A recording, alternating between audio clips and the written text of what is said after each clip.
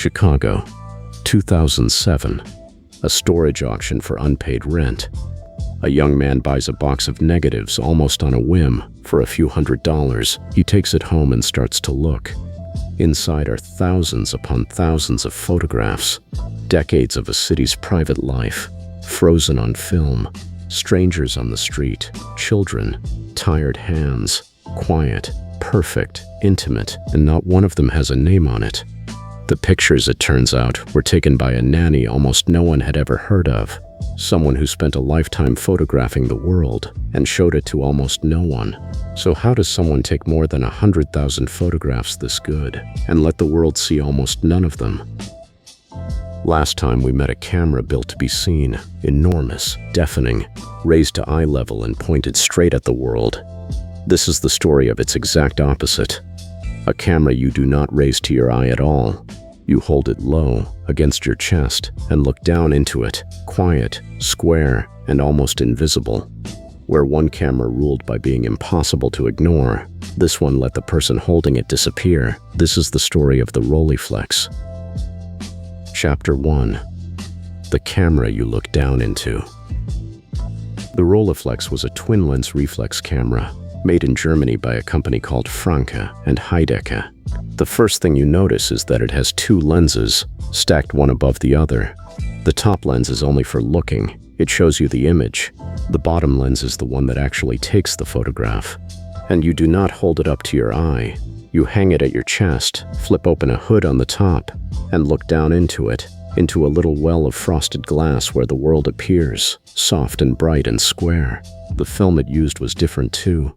Not a tiny 35mm strip, but a wide roll, a negative 6 centimeters by 6, perfectly square, 12 frames to a roll, and it was quiet.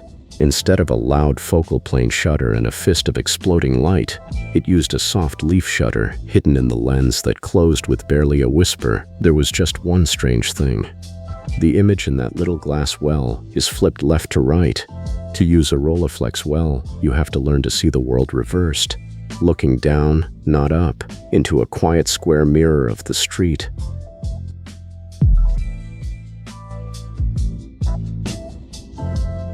What this camera gave the person holding it was something rare. Invisibility. Think about what it means to look down instead of up. You are not lifting a black tube to a stranger's face. You are glancing down into a small piece of glass at your waist. And the person in front of you often has no idea they are being photographed at all. So they do not freeze, they do not pose, they stay exactly as they were a moment before, and the camera catches them honestly, in the middle of being themselves. This is the opposite of the press photographer who walked into a scene and announced himself with a flash. The Rolleiflex did not announce anything. The photographer dissolved into the street and became something quieter, a witness no one noticed. And the frame was square, not tall, not wide, just a calm, even window, meeting whatever was in front of it on equal terms. There is one kind of photograph that captures this invisibility perfectly, the self-portrait in a mirror. Time and again, by all accounts, she caught her own reflection, in a shop window, a mirror, a polished surface, standing there with the camera at her waist, looking down into it. She is in the frame. And yet she is hidden, present only as a reflection, a shadow, a shape bent over a box. It is the strange logic of this camera made visible, using a tool that makes the photographer disappear to photograph the photographer disappearing. And all around those reflections is what that invisibility allowed her to see, the real, unguarded life of the street. Children, old age, a tired hand, a burst of laughter, a moment of loneliness. All of it caught honestly, precisely because no one felt watched.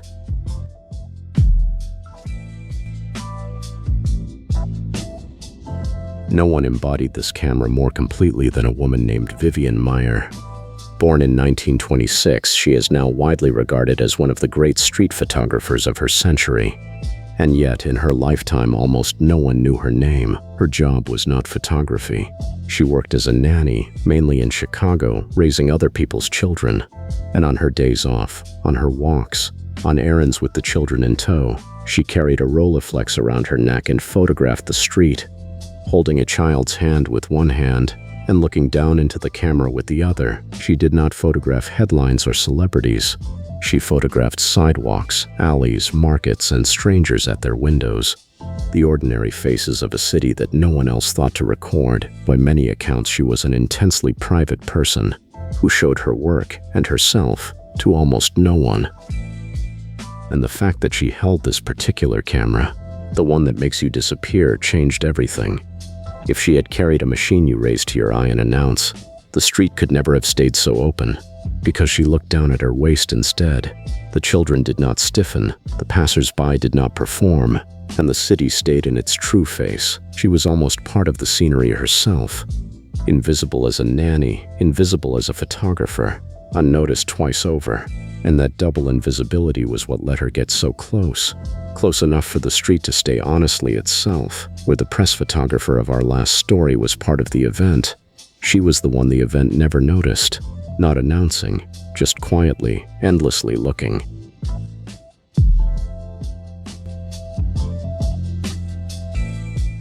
And the scale of what she made is hard to believe. Over her lifetime, she is estimated to have taken somewhere between 100,000 and 150,000 photographs. By some accounts, even more. Not one decisive shot for a front page, but an enormous, ceaseless accumulation. Picture after picture, with no audience in mind at all. And here is the strangest part. Most of it she never developed, never printed, never exhibited, never published. Many of the rolls were never even processed, sealed in their boxes, the images inside never once seen by human eyes. A photographer who did not show her photographs. A body of masterpieces with no viewers, where the press camera helped decide which moments the public would see. She did the opposite. She did not photograph to be seen. She photographed to see. The making was the whole point. The showing was not. Try to imagine what that means. To spend decades photographing 100,000 moments and keep them almost entirely to yourself. The press photographer's single picture could travel from 2 in the morning to 100,000 breakfast tables by 8. Her 100,000 pictures sat, exactly as taken, for decades, touched by no one's eyes, waiting in their boxes. Why she never showed them, we cannot say for certain. Beyond the accounts that she was an intensely private person, we will not guess. That would be prying, not telling. The fact is simply this: an enormous accumulation of photographs the world had never had the chance to see, had quietly piled up in the hands of one unknown woman. Where the last camera held the headlines, this one held no secret and no front page, only something the world had not yet had the chance to see.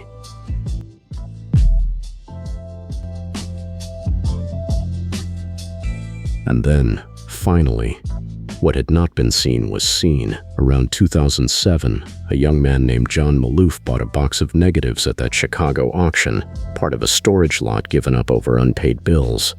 At first they were just anonymous frames by an unknown hand, but sometime later when he began to scan them, he realized what he was looking at. These were not ordinary street snapshots. Frame after frame, they caught the intimacy of a city of strangers in flawless composition, the work of a real master.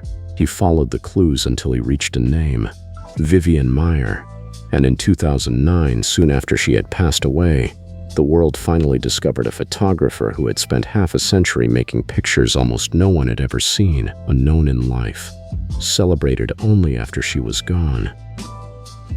What followed was recognition on a scale she never asked for. Exhibitions, books, a documentary. The world saw, at last, the countless Chicagos she had looked down into. They hung on walls, filled books, filled a screen. But to be honest about it, after the discovery, the rights and the estate around that vast body of work became the subject of legal disputes. That is not for us to settle here. What is certain is simpler. The pictures of a woman who never sold a single print in her life and never hung a show are now read as classics of street photography. A camera that makes the photographer disappear had hidden its photographer for half a century, and then in the end stood the hidden one in front of the whole world. She never wanted an audience. The audience found her. Think of the two cameras side by side. One was the size of a briefcase, loud enough to announce itself across a street, raised to eye level and pointed straight at the most public moments of its age. A camera whose finest hours were spent on the front page, capturing things the whole world was meant to see. The other was held quietly against the chest, looked down into at the waist, and made the photographer dissolve into the scene. A camera whose finest hours were spent capturing the intimate truth of a street no one was ever meant to see. One ruled by being the most visible thing in the room. The other reached the truth by letting the person holding it vanish.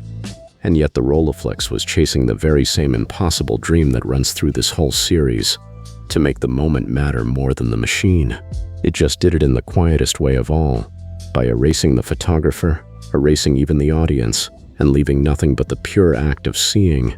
In an age of taking pictures to be seen, there is something quietly astonishing about 100,000 photographs that no one saw until after she was gone. If you made it this far, subscribe. We tell the stories behind the cameras that changed everything. The obsessions, the gambles, the quiet rebellions, and the people who refused to accept the way things were. Next time, a small camera you raise back up to your eye. Not one that makes you vanish, but a precision instrument so refined that many have called it the most perfect camera ever made. A machine built to meet the world head-on, eye to eye.